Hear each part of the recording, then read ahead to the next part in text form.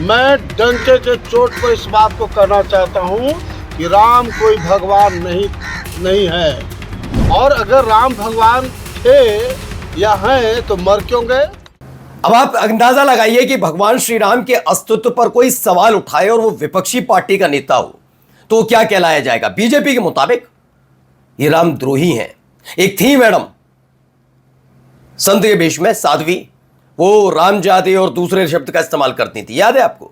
लेकिन अगर वही काम बीजेपी का नेता कर ले तो तब कोई हो हल्ला नहीं, हंगामा नहीं, कुछ नहीं कहना। जी हां, बीजेपी के एक बड़े नेता का यह बयान है और गुपचुप तरीके से कोई स्टिंग ऑपरेशन नहीं है, बल्कि मीडिया के सामने खड़ा होकर बयान दिया गया, भगवान श्री राम के अस्तित्व पर सवाल उठाए।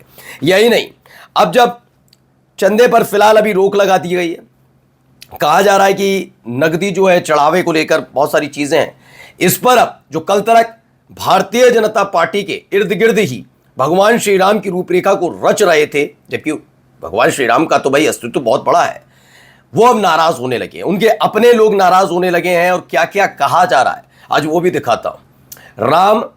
श्री राम जन्मभूमि ट्रस्ट जो है उसके लिए किस तरह की शब्दावली का इस्तेमाल हो रहा है, कैसे लोग खिल्ली उड़ा रहे हैं उसकी वो भी दिखाता हूं। घूसखोरी, घोटाला, भ्रष्टाचारी सारे विपक्षी पार्टी के नेताओं में है। अगर वो गलती से इधर आ जाए तो साफ गोई मतलब सब साफ सुथरा बहुत अच्छा हो जाता है। लेकिन अगर यही किसी मंत्रालय में हो और एक दो नहीं, पूरे सिर्फ 1 लाख का 1 करोड़ का हो जाए सब्सिडी के नाम पर, तो ये तमाम चीजें चल रही हैं। आप ये मत सोचिए सिर्फ आप भगवान श्री राम के मंदिर से जुड़े हुए चढ़ावे वाला मामला है। इस देश के अंदर क्या क्या हो रहा है, ना खाऊंगा ना खाने दूंगा वाली की सरकार में, जरा देखिए। नमस्कार, मैं हूं प्राज्वल गौतम और आप देख रहे हैं the live TV. The live TV, सच सबसे आगे। पहले जरा ये देखिए खबर क्या आई है, क्या कह रहे हैं सुनिए। मैं डंके के चोट पर इस बात को कहना चाहता हूँ कि राम कोई भगवान नहीं है, और अगर राम भगवान थे या हैं तो मर क्यों गए। तो भैया ये हैं बीजेपी के नेता नागमणि कुशवाहा। इनके मुताबिक डंके की चोट पर ये कह रहे हैं कि भगवान श्री राम हमारे इष्ट देव कोई भगवान नहीं है, अगर वे भगवान थे तो मर क्यों गए। तब पढ़ा लें, नैतिकता पढ़ा लें सारे जाके, जितने बड़ी बड़ी बातें करते थे भगवान श्री राम के नाम पर। इन्हें फर्क नहीं पड़ता, मैं पहले भी बता चुका हूं। क्योंकि आप संजय निषाद का बयान देखिएगा, संजय निषाद ने कई दफा इस तरह के बयान दे दिए, बहुत बार उन्होंने बहुत बयान दिए, लेकिन तब इन्हें कोई चिंता नहीं, क्योंकि वो इनके साथ थे। ये यही करते हैं, दूसरा कोई कुछ ना बोले, बाकी सब चंगासी वाला है ना। आइए अगली खबर जरा देखिए। राम मंदिर मामले को लेकर शक्तिमान मुकेश खन्ना भी नजर आ रहे हैं और उन्होंने लोगों को बड़ी सलाह दी है। मुकेश खन्ना ने कहा, क्या आप जानते हैं आपका नकदी चढ़ावा भगवान तक नहीं पहुंचता है। मैं भक्तों को यही सलाह दूंगा कि ना रहेगा बांस और ना बजेगी बांसुरी, इसलिए मंदिर में कोई चढ़ावा नहीं चढ़ाइए, इससे कोई घोटाला नहीं होगा और भगवान भी खुश होंगे।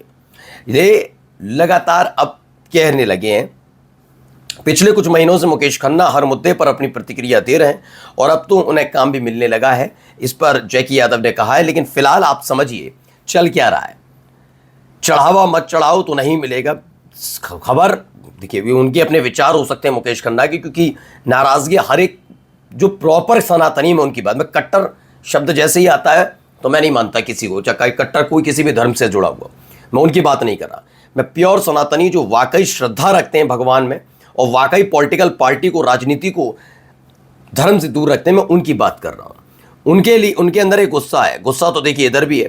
रावण ने केवल माता सीता को चुराया था तो उसका पूरा परिवार नष्ट हो गया। इन लोगों ने तो राम मंदिर में करोड़ों लोगों की आस्था को चुराया है। इन्हें महादंड मिलेगा, किन्हें मिलेगा, कौन लोग हैं इसके पीछे।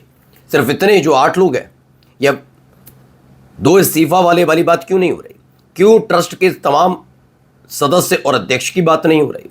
उनके भी, वो भी अगर ये कर रहे थे, मानकर चलिए एग्जाम्पल, तो उनके ऊपर कौन कौन थे, किनके उनसे संबंध थे, जिनके छत्रछाया में रहकर वो आसानी से सब करते रहे। ये सब जांच का विषय है। फिलहाल भाई धीरेन्द्र शास्त्री भी नाराज है भाई।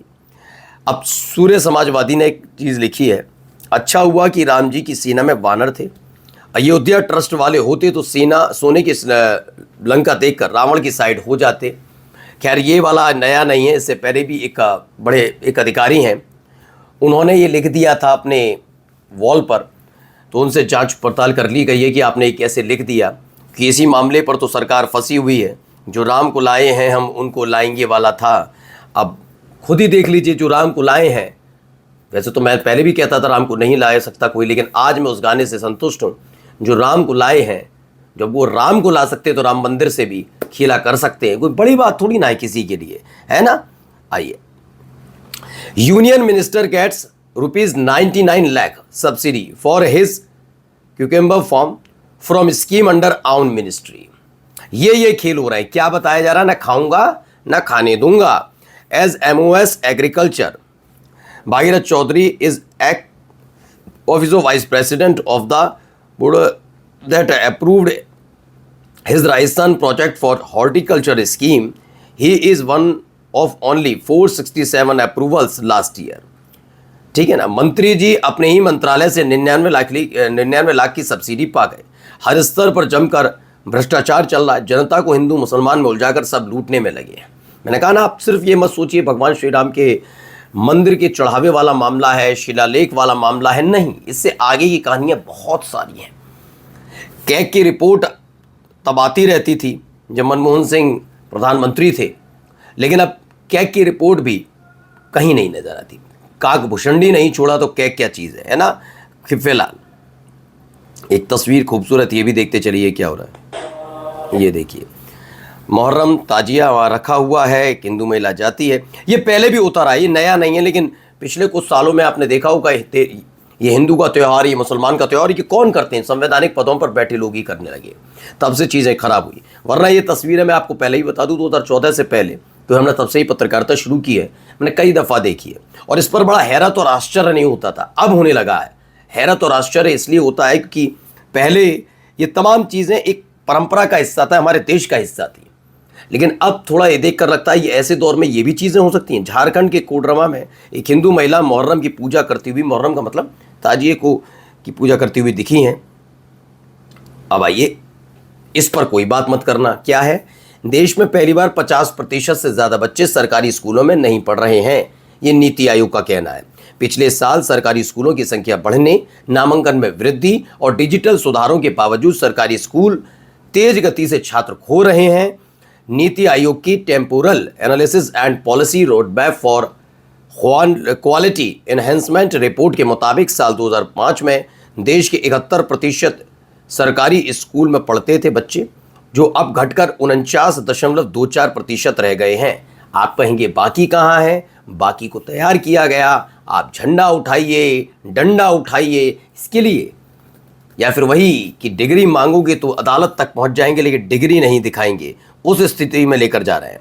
और भारत के हाथ से निकल गया मंगला पोर्ट, बांग्लादेश इसे चीन को सौंपेगा। ये इसलिए और महत्वपूर्ण हो जाता है क्योंकि बांग्लादेश ने साल 2015 में भारत को अलॉट हुआ मंगला पोर्ट चीन को देने का फैसला कर लिया है। पिछले साल मोहम्मद यूनुस की अंतरिम सरकार ने भारत के साथ ये करार रद्द कर दिया था। भारत के बॉर्डर से ये पोर्ट सिर्फ 80 किलोमीटर दूर है, जहां अब चीन मौजूद रहेगा। बाकी मोदी जी का डंका बज रहा है। नमस्कार।